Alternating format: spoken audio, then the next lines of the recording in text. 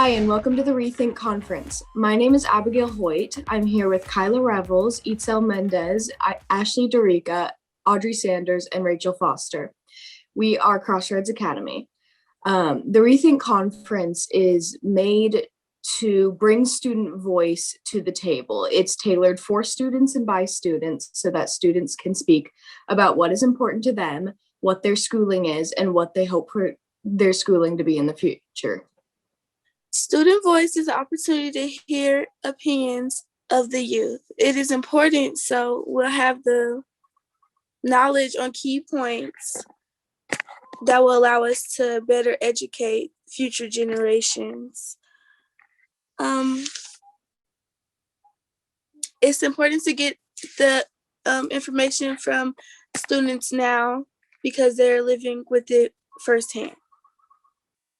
Like Kyla was saying, student voice is hearing from the students, hearing from the people who are most affected by education. And at the core, that's exactly what our project is about. It's all about listening to what the students want and trying to make education better fit for all students. I'm really excited to have you guys with us and have the opportunity for you to listen to us and engage with us and give us feedback on our presentation. So if you'd like to turn your attention to the presentation now, we'll take you there. Hello and welcome to the Rethink Conference. We are Crossroads Academy. Our topic is real-world learning and connecting that to the classroom and to the world outside. Our team is comprised of Audrey Sanders, Ashley Dorica, me, Abigail Hoyt, Itzel Mendez, Kyla Revels, and Miss Rachel Foster, who is our session coordinator. Hi, I'm Audrey Sander. I'm a senior at Crossroads Preparatory Academy. Hello, I am Ashley Dorica, and I am a sophomore at Crossroads Preparatory Academy. Hi, I'm Itzel Mendez, and I'm a senior at Crossroads Preparatory Academy. Hi, I'm Kyla Revels, and I'm a junior at Crossroads Preparatory Academy. Hi, I'm Abigail Hoyt, and I'm a senior at Crossroads Preparatory Academy. Crossroads Preparatory Academy has a wonderfully diverse student body with 26% of students being Hispanic, 47% being Black, 6% being multiracial, and 19% being white. As a school body, we thrive from learning from each other's past experiences and growing an understanding of the world through our peers' experiences. Crossroads is very unique because of its location downtown and the community that comes with it. Because of our location, we're able to partner with local communities for real-world learning opportunities. As a Crossroads Rethink team, we will explore what real-world learning actually is and discuss the benefits of implementing it in high schools. We will include the effect it has on critical thinking, decision-making, and life skills. Exploring these skills, these real-world skills early on will give students an experience that is applicable to more than one opportunities. Schools need to better prepare their students for the outside world. It is their job to prepare students for the world and for jobs, and it's their job to prepare them with these skills. In 9th grade, I joined an organization called All Girls Considered. This organization allowed me to meet and interview other women, learn life skills, and get advice. Through interviewing these women, I was able to share my newfound knowledge as a podcast. In the 10th grade, I had to take a class called Career Academy. I was pretty hesitant about taking it. I wasn't sure what it would look like. It was very new to me. I was very used to sitting in a classroom, taking notes, just in a normal classroom setting. And this was putting me out in the real world. I had to talk to real people, and that was terrifying. But when I finally stepped outside my comfort zone and went for the internship, I ended up really enjoying it and finding it super beneficial. I gained some really awesome knowledge that is very useful in the real world, such as writing professional emails, communicating with working professionals, and creating presentations to give to working professionals. I am currently taking a teaching education class where I feel has lots of opportunity. We recently had guests join our Zoom call, allowing us to discuss many topics that are important in today's society. Last school year, my junior year, I joined All Girls Considered with Ashley, Audrey, and Abigail. Getting the opportunity to meet and interview other women, learn about their careers and life stories was incredibly inspiring. I was able to learn a lot about the tech side of interviews, and I found many new interests. In freshman year, I got the opportunity to leave the state and participate in a real-world problem-solving workshop. It involved getting out and meeting diverse people from all across the world, traveling to New York, and presenting at the UN. It helped me with my speaking skills, understanding of other cultures, and my technological knowledge. My team and I have defined opportunity-based learning as learning that gives students the ability to explore their interests in a hands-on way. Students are learning without the traditional classroom setting. Opportunity-based learning provides a practical way for students to learn the skills they need throughout their lifetime. Real-world learning gives students the tool to explore their knowledge in a real-world context. When we first started this project, we talked about opportunity-based learning and its benefits. As a team, we noticed how most opportunities are given to students with good grades, students who are self-motivated and typically perform higher than others. Leaving students out of opportunities underprepares them for the real world. In our presentation, we are going to dive into 4 subtopics: the history of real-world learning, the relevance of real-world learning today, the challenges that may come because of real-world learning, and the challenges that may present itself as we're trying to apply real-world learning, and the solutions to those challenges. Real-world learning is a modern-day solution, but a not-so-modern problem. People have struggled with traditional learning since it has started. Traditional learning is a structure that teaches students to test. Traditional learning has been set up as a school-to-factory experience. Real-world learning has not been as accessible. The giving of real-world learning has not been equitable. It is often provided for elite white students. According to a 9th grade physical science chemistry teacher at Crossroads Preparatory Academy, Brianne Steffensmeyer, when students are given the choice and opportunity on what they produce, they have shown increased engagement, curiosity, and connection to the material. Whether this be out in the community, in the classroom, around their dinner tables, etc. They tend to be more active, involved, and interested beyond lessons and products they would have been previously. With real-world learning, teachers are able to see student development and engage directly with student questions and connect students to different partnerships and internships. Real-world learning relates to teachers because teachers would be the ones preparing the lessons and connecting students to their community and to partnerships with others. They would also be pushing students for deep thinking and creativity.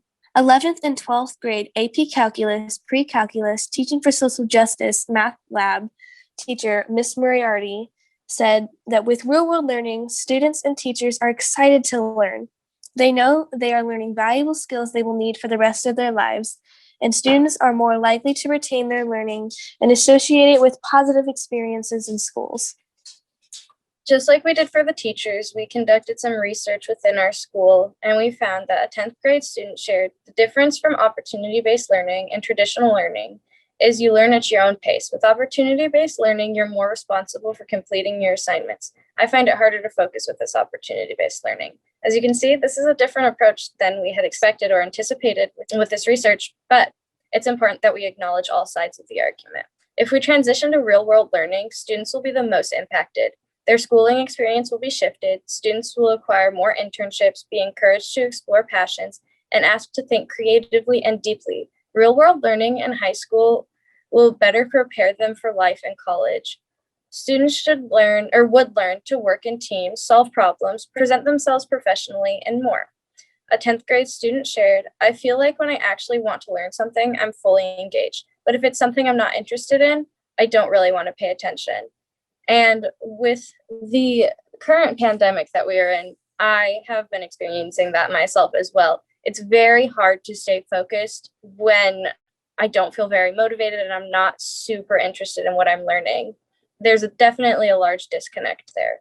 As some of those most closely related to students, families are also extremely affected by opportunity-based learning. By transitioning to real-world learning, we're preparing students' future families. Families may also have more time commitments. This might be an issue because they might need to volunteer for trips or drop students off at locations other than the school. By having a real-world based curriculum, we are preparing our students with critical thinking, professional presentation skills, and self-advocating skills that they can use to support their future and their current family members. We also give current family members a chance to see their children and family members thrive in ways that they might not have been able to in the past. Crossroads Preparatory Academy graduates will be culturally literate, creative, and innovative leaders who pursue ambitious goals. Through authentic student-driven opportunities such as project-based learning, internships, and service learning, students will pull from diverse experiences in order to drive their vision forward with empathy and critical thought. Crossroads Preparatory Academy will be a model school that empowers students and staff members to engage deeply with the community to foster the global leaders of tomorrow.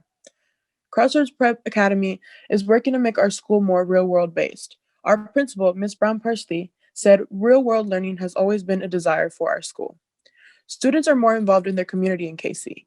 They are given direct connections to business people in KC through real-world learning. Challenges that we have is that prior learning experience do not prepare students for real-world learning. Students may feel anxious because learning is less structured, which they're used to. Students need access to counselors and teacher support. If this challenge is left unsolved, students will not complete projects. Another challenge that might affect students and teachers is the fact that lesson planning takes longer and is often more difficult than traditional learning. Real-world learning is a more involved form of education, so it definitely requires more planning. What we can do to fix that is let students guide their own learning more. Educators can focus more on guidelines and small rules and let students develop their own learning in accordance with opportunity-based learning. Real-world learning won't be accessible for many schools and students. Another challenge we found is how we assess students and what to assess students on with a real-world learning curriculum. Real-world learning is often not accessible the same way a classic or traditional curriculum is. Students and teachers need to know alternatives to the standard paper tests, which has been around since the beginning of schooling. Students and teachers may feel very anxious to this approach of learning because it is less structured and there's a huge question on what and how to assess. To address the solution to our first problem, all students should have access to student counselors. Students should have adequate time and teacher support to complete a project. Unfortunately, we cannot tell a student not to be anxious. We can only give them the tools to confront their anxiety. Even though real-world learning is less structured than traditional learning, it doesn't mean it can't have structure. To further avoid student anxiety and stress, projects can be centered around a timeline with standards and goals to complete certain points of a project presentation. This will help to eliminate the fear of not knowing when to complete things by and not feeling like they have tangible goals. For our second solution, we believe project work or opportunity-based learning is made to work with and around students. Teachers don't always need to focus as much on lesson planning and rigid guidelines or tests. Instead, students can lead and develop their own education with only loose help and engagement from their teachers. Another solution we had was that students and teachers should communicate about what other options there are when it comes to assessments. The more students and teachers collaborate, the easier it will be to come up with these alternatives. When I was conducting my research, I came across the state of Ohio as a place that has started to apply real-world learning. And so I believe, much like Ohio, there could be a system where students present their project idea to the school, allowing them to have say in their education. This would be practical for the school. It allows students to take ownership of their education. This would also create less stress on the teachers trying to decide what they think their students would like. And I know personally, when I am doing a project, I'm much more passionate about it when I get to choose what it's on.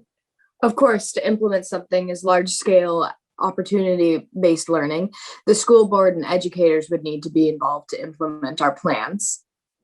The conversion from classical education to practical education will take time and planning. It may also require partnership with the community. Thank you so much for listening to our presentation and hearing what we have to say about transitioning to real-world based learning. As a closing quote, we have a quote from a 9th and 10th grade teacher at our school, Miss Gorman. She said, "There's typically increased engagement with opportunity-based learning. It feels more relevant to students and provides immediate benefits as well as a variety of opportunities and ways to demonstrate mastery. I think it can also potentially increase a scholar's sense of control and confidence. I want to thank you again for listening. Hello, my name is Ashley Derica. As Abigail said at the beginning of the presentation, I want to just thank you for so much for listening to what we have to say about student voice and how we think education should be rethought and how we can make education better. When the Crossroads Rethink team first started this project, we expected to find ways to give all students real-world learning experience. And we want to make real-world learning an opportunity for all students, regardless of what they look like, where they come from, what their grades are, or any sort of standing that they're in. During our research, we actually found that students are nervous about going to real-world learning. All of a student's career has been traditional and has been sitting in a classroom and being talked to. So thinking about transitioning to a more hands-on experience with less structure can be scary and is unknown. And I totally understand where their fear is coming from.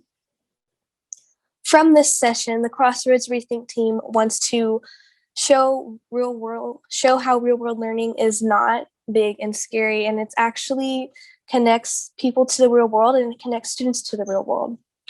I hope that all attendees see how real-world learning is better for students and the world in general. If you have any questions or comments or just anything you want to say, remember that we will have a live Q&A very shortly.